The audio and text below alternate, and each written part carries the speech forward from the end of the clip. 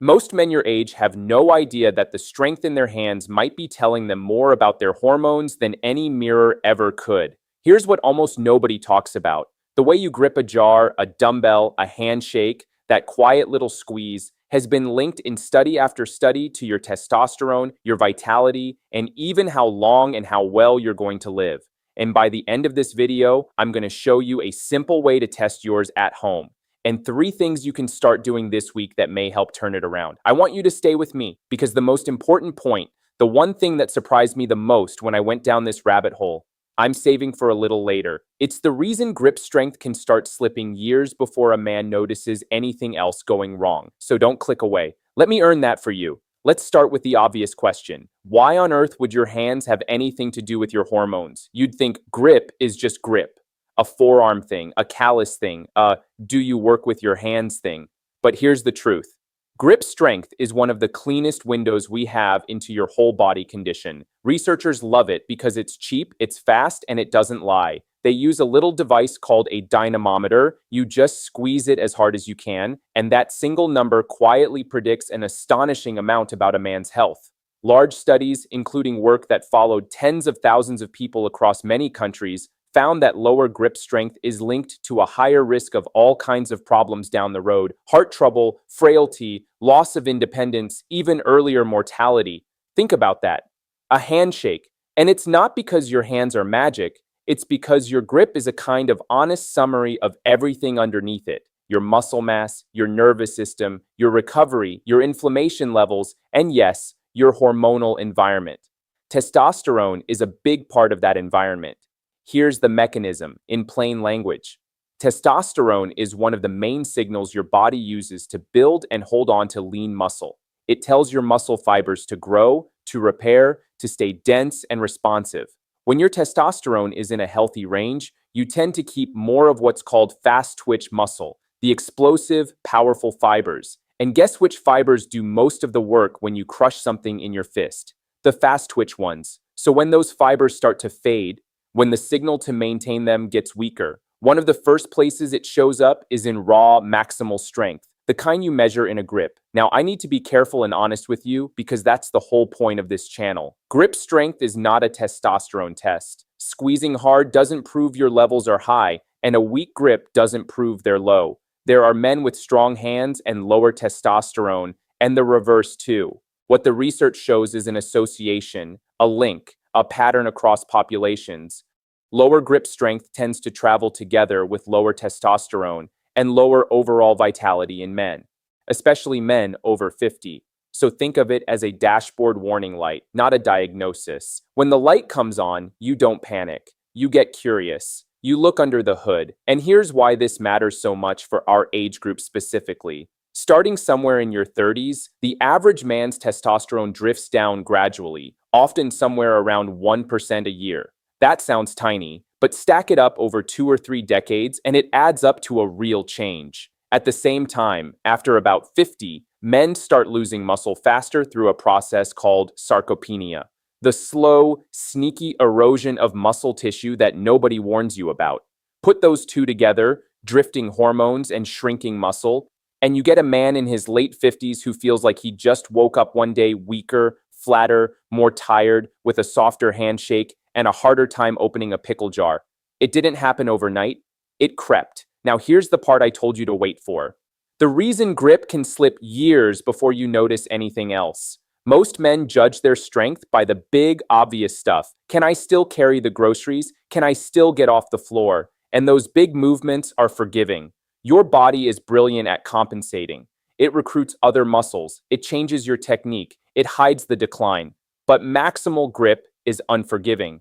It's a pure, raw output with nowhere to hide. So the small decline that's invisible in your daily life is often already measurable in your hands. Your grip is the early warning system that's whispering while everything else is still pretending to be fine. That's why it's worth paying attention to now. Not in 10 years, now. Because the earlier you catch the slide, the more you can do about it. So let's get practical. How do you test yourself at home without any equipment? A few simple options. First, the dead hang. Find a sturdy pull-up bar, reach up, and just hang, feet off the ground, arms straight, holding your own weight. Time it.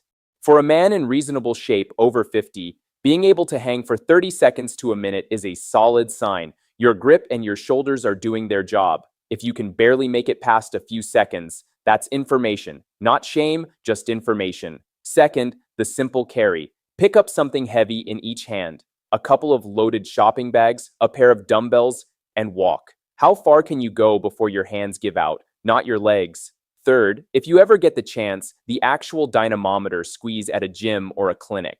Whatever you choose, write the number down, because what you're really after isn't today's score, it's the trend over the next few months. And if you want faster, longer lasting results, I've put the exact natural support I recommend in the link below this video. Now here's the good news, and it's genuinely good news. Grip strength, unlike a lot of markers, is something you can directly train and improve at almost any age. And when you build it back, you're often supporting the very system underneath it. Let me give you 3 things you can start this week. Number 1, lift something heavy with your hands regularly. This is the big one. The single best way to rebuild grip is to load it. Carries, dead hangs, rows, and any pulling movement where you have to hold on hard. A classic one is the farmer's carry I mentioned. Grab a heavy weight in each hand and walk for 30 or 40 seconds. Do that a few times, 2 or 3 days a week. Heavy intentional resistance training is also one of the most well-supported natural ways to support healthy testosterone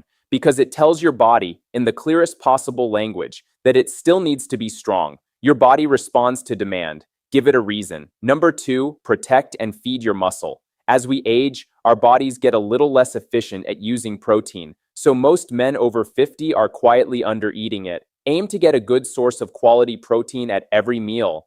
Eggs, fish, meat, dairy, beans. Protein gives your muscle the raw material to rebuild after you train. Without it, you can do all the carries in the world and still struggle to make progress. Pair that with enough good fats, because the body uses cholesterol and healthy fats as building blocks for hormone production. The man who eats nothing but dry toast and skips the yolks is, without knowing it, starving the very machinery he's trying to fix. Number 3, and this is the one men skip the most. Sleep and stress. Here's a fact that stops people cold. A large share of a man's daily testosterone is produced while he sleeps, in those deeper stages of the night.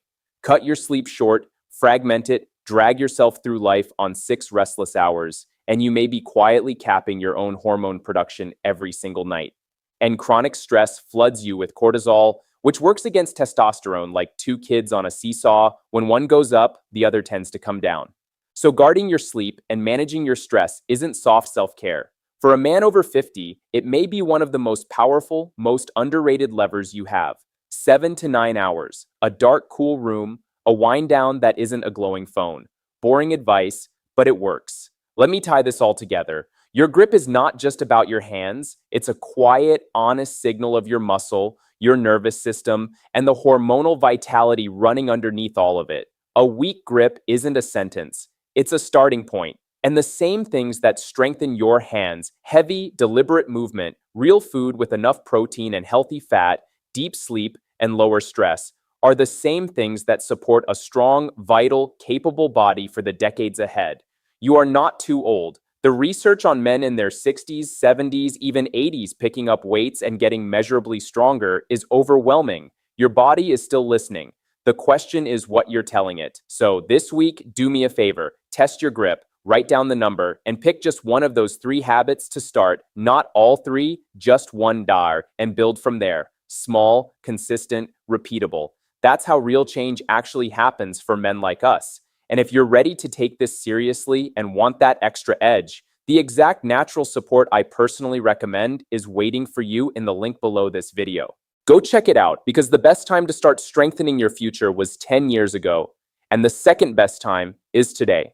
Stay strong, stay curious, and keep showing up for yourself. You've got far more power in your hands than you've been led to believe. And just so we're clear, everything I've shared today is general education to help you ask better questions, not medical advice. So talk to a qualified professional about your own health before making any changes. I'll see you in the next one.